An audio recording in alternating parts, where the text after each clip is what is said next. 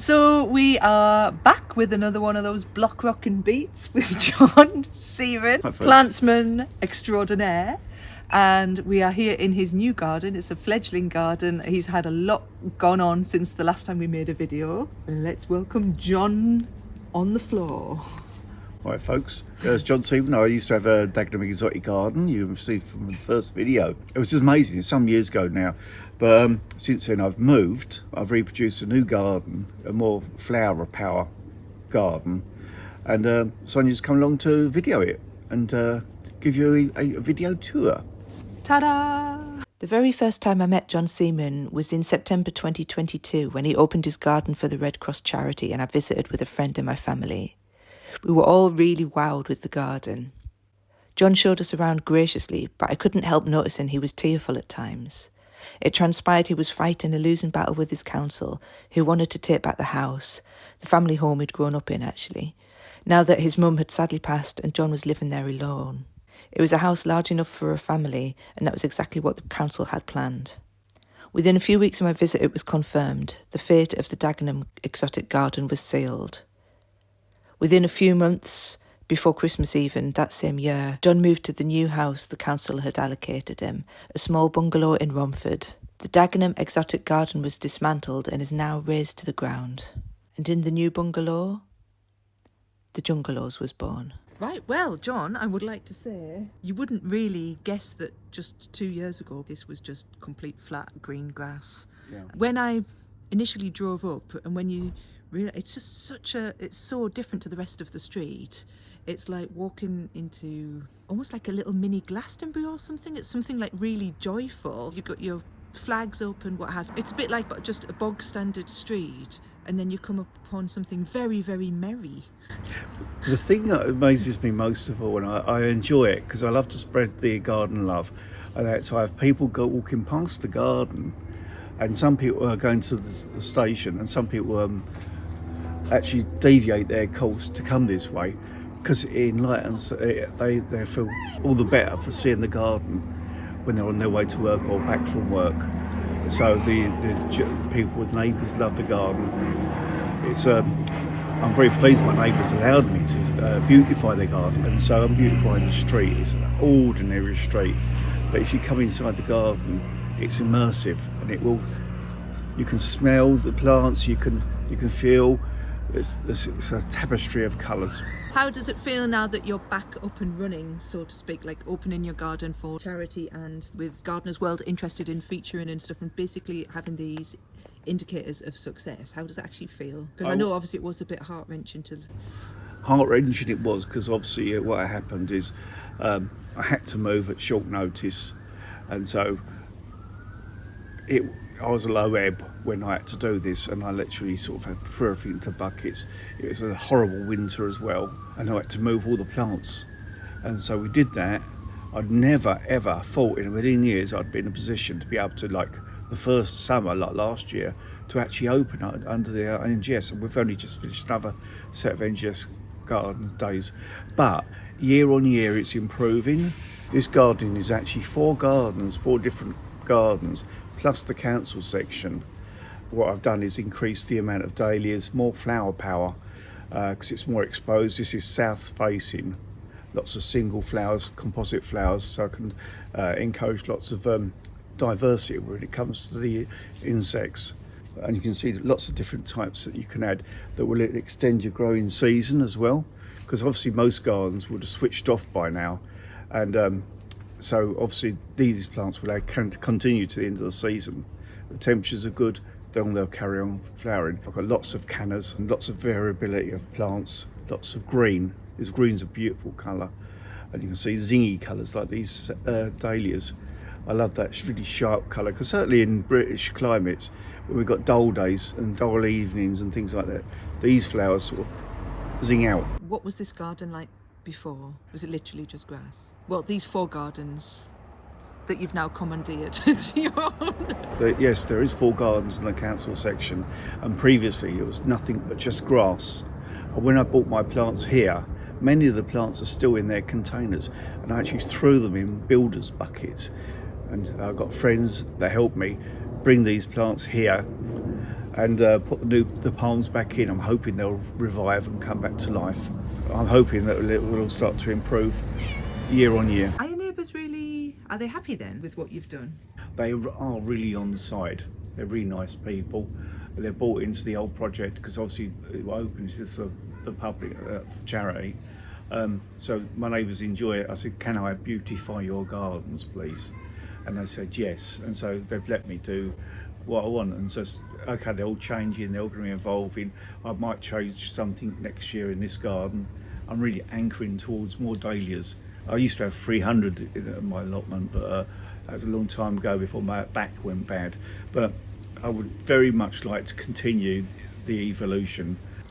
This is what I was talking about, one of those happy accidents when you see this beautiful salvia, Amstead, with this beautiful impomea springing up, climbing through it loosely, producing these beautiful cerise flowers, causing a beautiful combination in itself. That is totally lovely.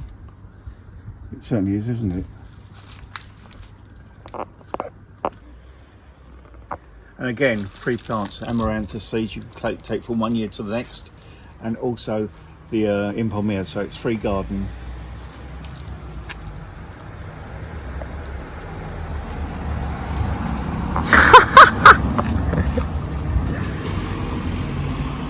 Just like a stunned upside down ladybird in there.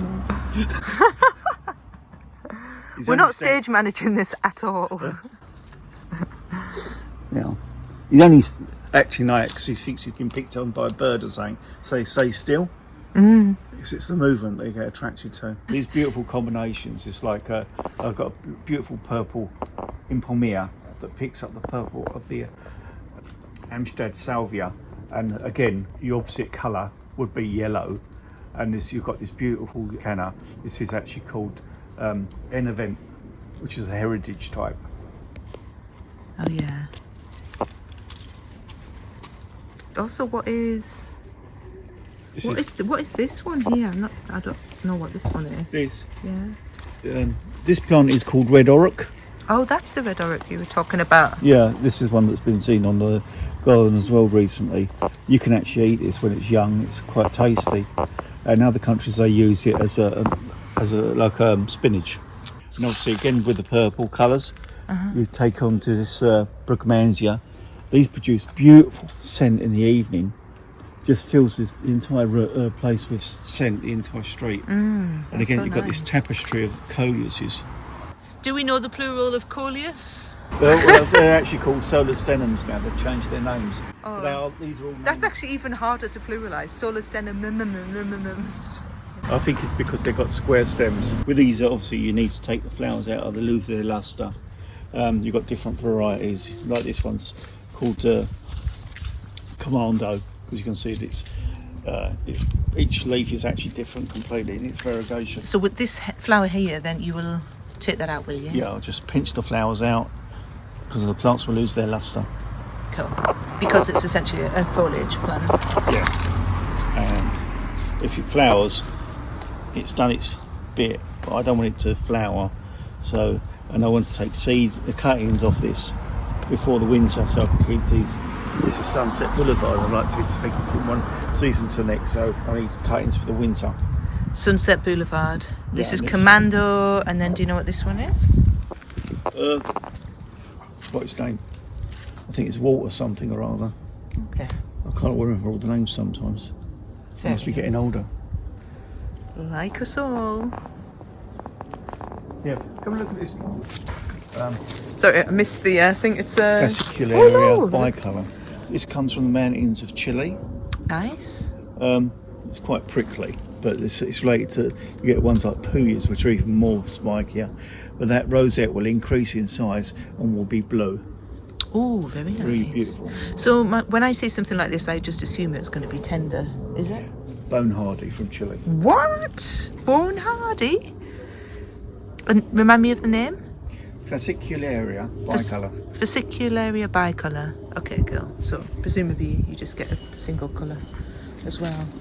There are variants, but that's the best. Very nice. The impomea, there's tropical ones. See the size of that. That's really big, actually. That really should be in conservatory, but I've liberated it. Like most of my house plants, I liberate them into the garden for the summer. They have their summer holidays, then they have to come back in. Oh, yeah. Worth it, though, eh? Certainly is. And apparently John has grown this one for the ladies. Yes. Which I do actually really like. I'm this not one. a big pink lover, and I don't like these sort of colours. I like sharper colours, but I have to pander to the palette of other people's palette and their eye candy. That's nice, then you're considering others in. I love this particular, one of these is my favourite, Cannas. This is Eric Norbeer, another heritage variety. Eric Norbeer, okay. And it loses, I like it so much because its flowers, it generally loses its flowers freely to the ground, so you don't have to go and deadhead and take the dead heads away, because they can get mushy and in the damp weather. Right. Yeah, really nice. This is a beautiful, beautiful dahlia.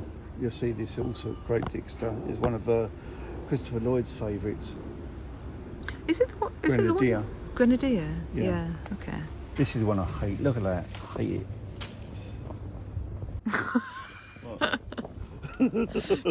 just I like the demonstration of the hate then. What John just destroyed was this white dahlia. And that's basically because it got missold to you. Yes. I love the amaranthus, the contrasting colours. The pink, pinky, brooding purple offset against the silver. Yeah, it picks up again with the irisine, the same effect. And it also works with that rather nice Cannas that's not taken off as well, taking the flowers right now when it's flowered. So it's quite an interesting thing. And again, we've got these actually happy accidents working their way through the garden, which pick up the purple and the pinks. Oh yeah. And to prove myself about Dixter, cerise and the orange, there you go. This way, talk this way. So this has got a much more magenta look. I'm quite getting used to this one now.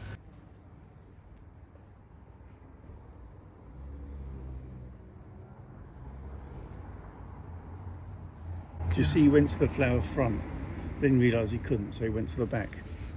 Clever. Sticking his little tongue in there. He's found the holes that other bees are made, and eventually he learns the process himself. It's really cool, isn't it? Salvia look at that. Can you see what's on the screen? Salvia just looks amazing in the shot. That's salvia, amigo, but again that indigo with the back yellow shot. Yeah, they look very really nice nice together. As again, now it's getting a little bit overcast. The yellow flowers shout out that little bit more. Here's another one. Sorry about this spider. I'm gonna have to undo this. That's been sold. Look at that. When plants like this, and I look at them, I say, "Oh look, that's a lovely dahlia." I don't like it.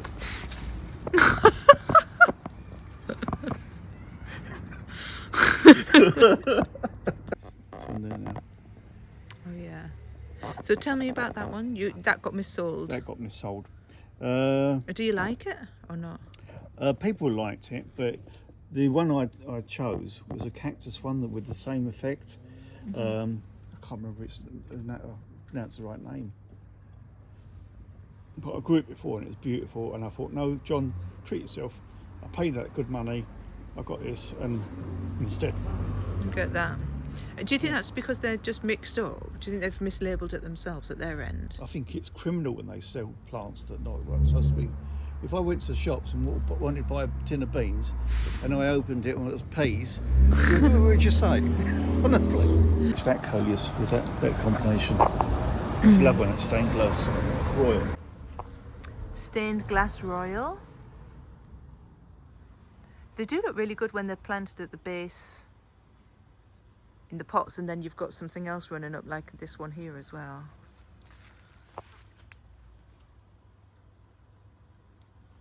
So basically the water pot then, the water butt, you hose into the butt and then you go and water can it round. Yeah, well, it gives me the ability to be able to spot a water plant, so I'll give more water to, say, some one plant and less to, say, a coleus. Coleus need to dry out almost and scream for water before you water them again.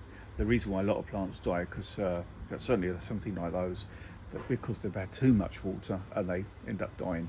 Interesting, because I know a nursery owner up in Durham, and he has quite a big team of staff now, but he still basically he will water everything himself because he says that's everything is in the watering. That's what he says. It's a funny thing about some people's attitude to watering. I hear people say how much they hate watering. I love it. It's also my meditation time. It's like my personal special time with my plants, you know. And so I've got a routine. I do it in a certain way, and I can see which ones need more or less, and that makes it tick, because I end up sometimes growing plants that have a desperate need for lots of water, and like, say, Cannas, but I could grow something like that fascicularia we've just seen, and I don't water it at all. And so what you do is you're growing plants from different regions of the world next to each other, different needs, different requirements, but that's how it is. We've got plenty more to see, so we'll catch up with John and see the rest of his garden in the next episode of Plant Your Pitch Up. Thanks for joining.